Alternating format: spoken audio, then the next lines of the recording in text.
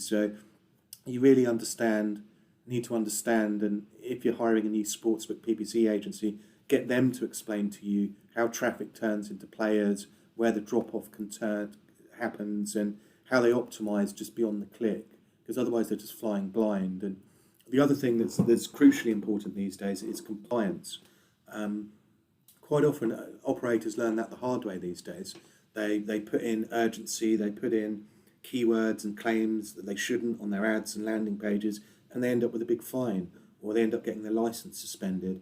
And then those vanity metrics and the inexperienced agencies that were a little bit cheaper than the others, well, that's not such a great deal now, you can't trade anymore, is it?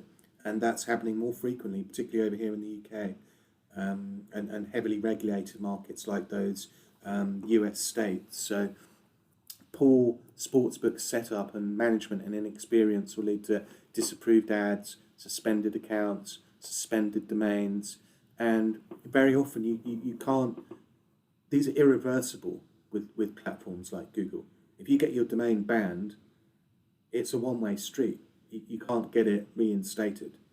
So it's crucially important that you choose experience over somebody that's cheap, basically. You can, like I say, it's very easy to get banned permanently of some of these platforms, and then that can have a real knock-on effect, because Google can also ban affiliates with your site on. So if you get your domain banned for not managing Google properly, you will then find any affiliate that wants to advertise on Google, they might not be able to either. So you don't just get your own site banned from Google, but any affiliate that runs on Google will now kick you off, and you're banned from advertising on other sites as well.